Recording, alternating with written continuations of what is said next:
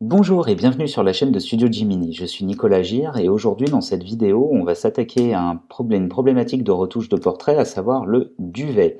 Alors quand on parle de duvet, il faut voir que déjà, ça concerne tout le monde, les jeunes, les vieux, les hommes, les femmes. La problématique pour les hommes étant légèrement différente puisqu'on a la repousse de barbe, mais vous pouvez très bien avoir des gens dont vous faites le portrait qui finalement présentent une pousse de barbe très très très légère qui peut presque s'assimiler à un duvet. On va voir aussi cependant que les techniques qu'on va explorer pendant ce tuto peuvent très bien s'appliquer à la retouche et à enlever une barbe naissante, hein. Je parle vraiment de petits poils en train de repousser, genre on s'est rasé la veille et ça commence à poindre un petit peu. Je parle pas des cas désespérés comme le mien où là c'est sûr que la retouche pourra pas faire grand chose, entendons-nous bien. Donc quand on parle de duvet, hein, on va donc parler de ce genre de choses. Alors on va avoir trois cas de figure qui sont assez classiques, hein, que vous allez retrouver la plupart du temps. On a le duvet de contour de visage qui se voit fondamentalement très bien quand on a un contraste assez fort entre le sujet et le fond, hein. Donc là, on a un sujet assez clair et on a un fond assez dense. Donc on voit bien effectivement le duvet apparaître sur le pourtour du visage, sur le cou et puis un peu sur la ligne des épaules. On va retrouver exactement la même chose de l'autre côté.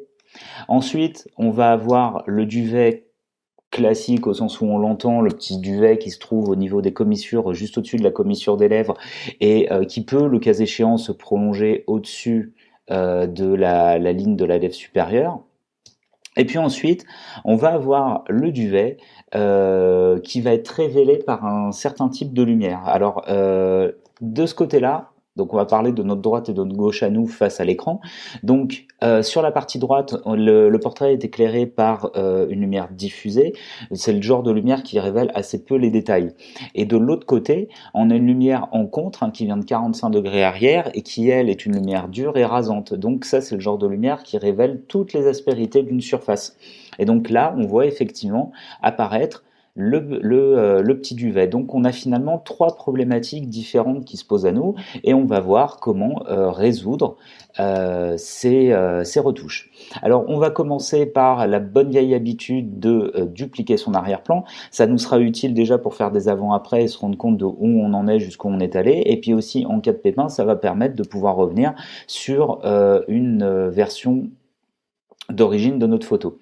Donc on va attraper le calque d'arrière-plan et on va le faire glisser sur l'onglet de création de nouveau calque. Sinon le raccourci c'est Commande J ou Ctrl J si vous êtes sur un PC.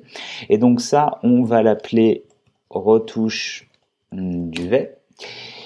Et donc on va s'attaquer déjà au duvet de contour. Alors pour faire ça, il va nous falloir faire une sélection et il va nous falloir faire une sélection qui est propre, qui est précise et sur laquelle on va pouvoir avoir la main pour avoir une sélection qui suit au plus près le contour du visage. Et donc pour ça, on va venir utiliser la plume.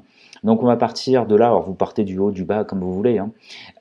Et donc on va partir d'ici. Le but de notre affaire, ça va être de faire un tracé qui suit l'ovale du visage, mais qui exclut quelque part le duvet. Alors, on va pouvoir utiliser la touche Alt pour venir casser les points d'ancrage de façon à pouvoir repartir soit en ligne droite, soit avec une courbure un peu moins importante. Et on pourra, le cas échéant, utiliser la touche commande ou la touche contrôle si vous êtes sur PC pour venir en cours de tracé réajuster certains points d'ancrage. Donc là, on va venir. Et donc l'idée, hein, quand on fait son tracé, c'est vraiment de garder de côté le duvet. Donc on va s'arrêter ici et on va fermer la sélection de cette façon-là, en tout cas fermer le tracé de cette façon-là, de façon à ce que quand on va convertir le tracé en sélection, notre duvet se retrouve à l'intérieur de la zone sélectionnée. Donc on va faire un petit tour dans la palette tracé, on va demander un petit clic droit et on va demander à définir une sélection. À partir de là, vous pouvez rentrer de base, normalement c'est à 0, quelque chose, le rayon du contour progressif dans la définition de sélection du tracé. Nous, on va mettre 1. Alors pourquoi on va mettre 1 ? L'idée étant que quand vous faites des sélections avec Photoshop, le rendu du contour de sélection est toujours un contour qui va être net, qui va être très marqué. Or, dans la vraie vie, on a toujours des contours un petit peu flous. Si on mettait pas un contour progressif, quand on va faire notre touche, elle va se voir. Donc du coup, une valeur de 1 pixel de rayon de contour progressif, de façon à avoir quelque chose qui ne se voit pas et avoir des contours plus doux. Alors, à partir de là, on va retourner dans notre palette calque, vérifier qu'on est bien sur notre calque de retouche, et on va prendre notre tampon. Et on va venir prendre un tampon. Alors, en faisant un clic droit, on va pouvoir avoir accès aux paramètres de diamètre et de dureté. Donc là, l'idée, c'est de prendre un tampon pas trop petit. En gros, là, vous allez y passer un temps certain. Et puis, pas trop gros non plus pour travailler de façon plus précise. La dureté, elle sera à 0 pour éviter de voir les coups de pinceau. Et sinon, vous avez un raccourci qui vous permet de gérer ça. Ça va être CTRL et ALT enfoncé. Un glisser vers la droite augmente la taille. Un tracé vers la... Un déplacé, autant pour moi, un déplacé vers la droite va augmenter la taille du pinceau, un glissé vers la gauche va diminuer la taille du pinceau. Pour gérer la dureté, un glissé vers le haut va permettre de réduire la dureté, un glissé vers le bas va permettre d'augmenter la dureté. Donc là, on va travailler avec une dureté à 0 et un petit diamètre. Et ensuite, en maintenant la touche Alt enfoncée, on a notre pointeur qui se transforme en cible d'échantillonnage. On va venir échantillonner une petite zone de notre fond. On voit bien à l'intérieur de mon pinceau le tampon que j'ai bien échantillonné le fond, et à partir de là, on va commencer à peindre. Et on a un petit curseur en forme de croix, donc l'idée c'est de virer le duvet, et on a un petit curseur en forme de croix qui nous montre quelle zone est actuellement en train d'être échantillonnée. Et donc si à un moment on va trop loin et que donc le curseur passe sur une zone de la peau, on va se mettre à échantillonner de la peau. Donc dans ces cas-là, on arrête tout, on réappuie sur la touche Alt et on va venir rééchantillonner donc une nouvelle zone. Alors vous avez des petits cheveux qui se baladent, donc là pareil, on va pouvoir prendre la décision ou pas de venir les virer et donc de venir rééchantillonner régulièrement. Là pareil, il y a un petit cheveu qui vient se balader, mais la définition est pas assez grande et du coup ça passe quoi. Même si on en efface un petit bout, la mèche de cheveux pourrait très bien s'arrêter juste avant d'arriver sur l'ovale du visage. Par contre, on va éviter dans des zones comme ça d'avoir ce genre de rendu. Donc dans un premier temps, on va s'occuper de faire disparaître le duvet et dans un deuxième temps, on va venir effacer un peu les petits cheveux qui se baladent toujours au tampon de façon à avoir des mèches qui sont un petit peu plus naturelles. Et donc là, on va continuer d'avancer sur l'ovale du visage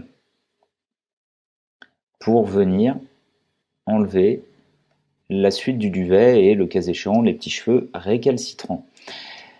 Donc ensuite, on peut désélectionner, prendre un peu de recul et reprendre à l'aide du raccourci Z la loupe qui va nous permettre de zoomer et de dézoomer. Donc on peut se faire un petit avant-après.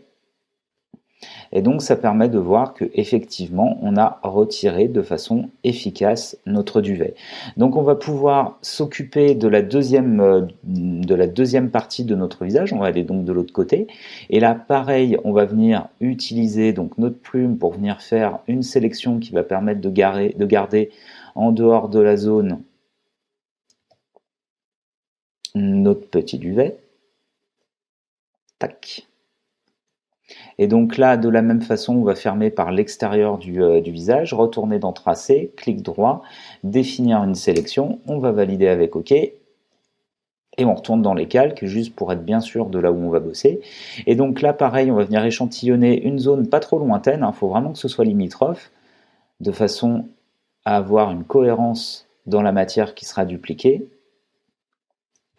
Et donc, on fait tout le tour avec, là il m'en reste un petit peu dans cette zone-là, donc là pareil, on va venir repasser, on désélectionne, et on peut se faire un petit avant-après, et on a bien retiré notre duvet. On a une petite mèche de cheveux là qui se balade, donc on va pouvoir potentiellement la retirer. Et donc, on s'est occupé de retirer le duvet du contour du visage. Alors maintenant, on a ce duvet ici, donc qui se trouve en commissure des lèvres et qui est pour ainsi dire un des duvets les plus courants. Donc là, on va avoir une première approche qui serait de se dire, je vais l'enlever d'un bloc et j'ai un outil qui me permet de faire ça, ça va être l'outil pièce. Donc je vais prendre l'outil pièce et je vais venir faire une petite sélection de la zone qui m'intéresse et ensuite je vais venir me placer à l'intérieur et faire un glisser-déposer sur une zone que je pense être cohérente, que je trouve être cohérente en matière de structure de peau, et je relâche, et donc ça fait le job, hein, la matière de peau est remplacée, ainsi que le duvet. Si on constate qu'il y a des petites zones qui posent un peu problème, on refait une sélection de la zone qui coince, et on redéplace à nouveau sur une zone qu'on trouve cohérente en termes de structure de peau et qui permet de faire un raccord qui est propre. Et donc là, pareil, si on se fait un avant-après, ça fonctionne plutôt bien. Alors, on va voir une deuxième façon de procéder pour enlever ce duvet-là, qui va permettre de pas complètement retoucher la structure de peau qui se trouve juste en dessous du duvet.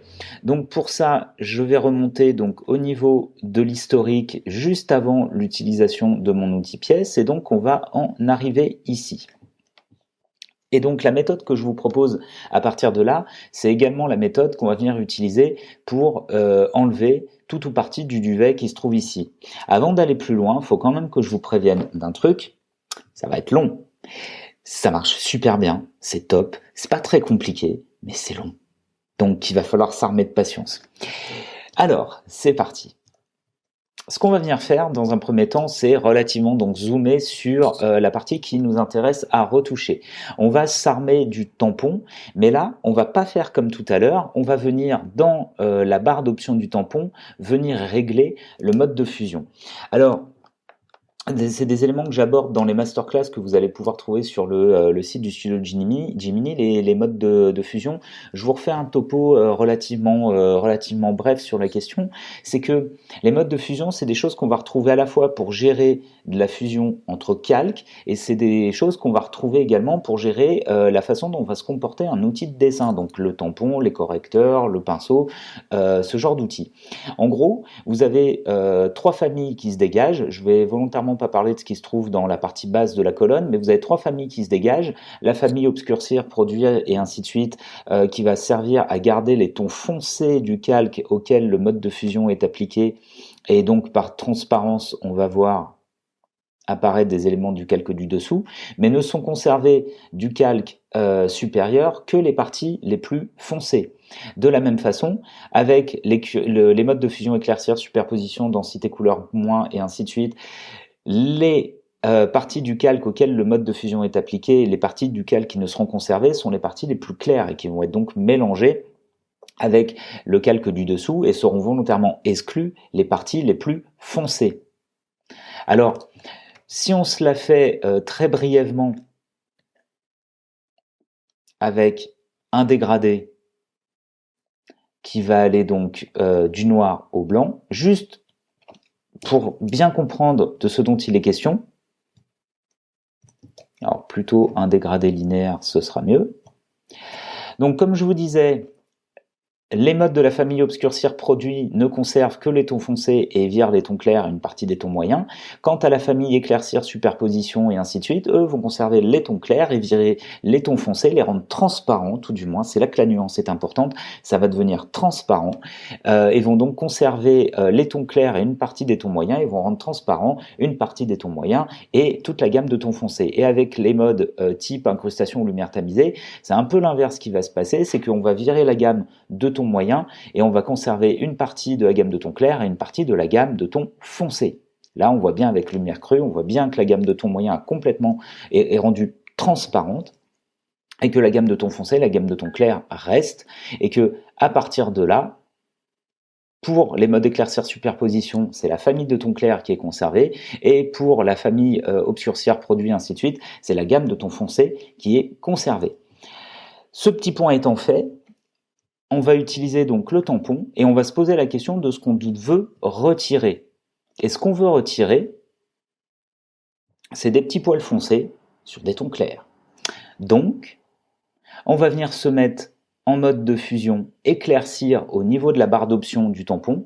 On va prendre un tout petit tampon. Je ne dis pas qu'il faut que ça ait le diamètre du poil, mais on est quand même dans cet ordre d'idée-là. On va venir échantillonner une zone de peau qui est très très proche, et on va venir tranquillement effacer nos petits poils. L'avantage de ça, c'est que de par le mode de fusion, on n'attaque que les zones de ton foncé, donc à savoir les petits poils. Et même si on échantillonne un peu large, on va très peu toucher à la structure de peau qui est en ton clair, et donc la structure de peau qui est sous-jacente au poil. Et c'est là tout le côté, j'allais dire merveilleux, mais oui, osons les mots de cette technique, c'est que ça permet vraiment d'être cohérent par rapport à la structure de peau. Par contre, il est évident que par rapport à ce qu'on s'est raconté juste avant avec l'outil pièce, c'est que ça prend déjà un petit peu plus de temps. Mais par contre, on va avoir un rendu qui est super propre à l'arrivée. Et donc l'idée, c'est vraiment d'y aller tout doux. Et donc on voit bien notre petit duvet qui disparaît au fur et à mesure. Et donc on va aller de l'extérieur vers l'intérieur, comme ça on va nettoyer des zones de peau qui vont pouvoir nous servir à la retouche de zones qui sont un petit peu plus lointaines. Et donc vous pouvez voir, ne pas hésiter à rééchantillonner très très très régulièrement de façon à varier les textures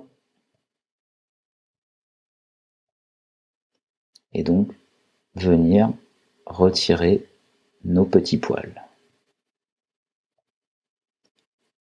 Et donc tout ça en conservant la structure de la peau. Et donc on a une petite zone ici où en fait on a un volume d'ombre au niveau de la commissure de la lèvre qui se superpose à une zone un petit peu plus claire. Et donc là effectivement on voit légèrement le coup de pinceau. Donc deux solutions, soit on reprend le tampon et on va prendre un diamètre un petit peu plus grand et on va repartir de cette zone là et simplement suivre un peu le mouvement. Soit on va prendre l'outil pièce juste pour cette petite zone là et simplement faire glisser juste là. Et on a quelque chose qui est très propre à l'arrivée et qui marche bien, qui marche vraiment bien en termes de conservation du grain de peau et de la structure de la peau. Et donc cette méthode qu'on vient d'utiliser, on va pouvoir s'en servir pour traiter le duvet qui est ici. Alors on voit bien que le cas de figure est différent. Si on regarde ce qu'on vient de traiter, on a des petits poils noirs sur un fond clair, sur une peau claire. Alors que ici, on va avoir des petits poils blancs sur un fond sombre. Ça veut dire que dans la logique de travail, quand on va reprendre notre tampon, on ne peut plus être en mode éclaircir. Ça ne va pas marcher, puisqu'on a vu que les modes éclaircir conservaient les tons clairs et viraient les tons foncés. Donc on va venir se mettre sur un mode type obscurcir, qui va permettre de supprimer, de corriger les tons clairs, tout en conservant la structure de la peau qui se trouve en dessous et qui est donc plus foncée. Et donc à partir de là, on va prendre un petit pinceau, enfin une petite forme de tampon. Et donc si par exemple on s'intéresse, on va commencer, il faut bien commencer quelque part, donc on va attaquer ici. Je viens échantillonner tout de suite à côté de ce petit poil-là, et hop là, je passe dessus tranquillement. Et hop là. Et donc, ça me permet de venir supprimer le duvet. Et finalement, comme j'attaque juste les zones de ton clair, je vais avoir peu de traces. Ça fait aucune tache et c'est très naturel. Et donc, c'est là que les Athéniens s'atteignirent parce que ouais, là on va traiter quasiment poil par poil.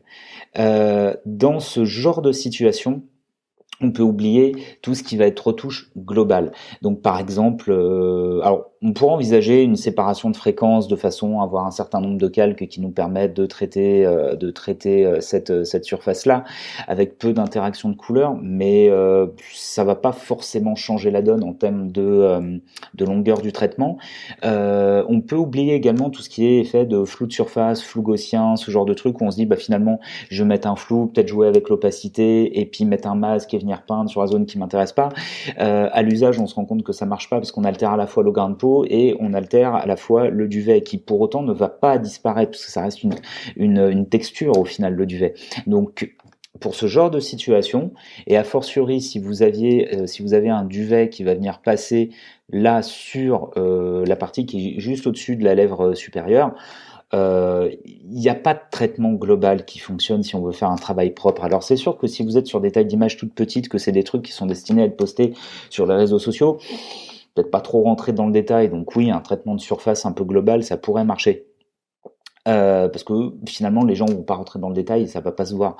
Maintenant, dès l'instant où vous êtes sur une galerie web avec des tailles d'images un peu importantes et a fortiori si vous allez vous retrouver avec une utilisation de papier où il y aura un tirage de votre image, pour le duvet, il n'y a pas beaucoup d'autres solutions que de se prendre un peu la tête et d'y passer du temps. Vous avez vu, c'est pas compliqué, hein. Si on y retourne un petit peu, là je viens échantillonner juste à côté et hop là, j'ai mon pinceau en mode obscurcir, mon tampon, et je viens passer, voilà, échantillonner bien régulièrement, je viens donner des petits coups.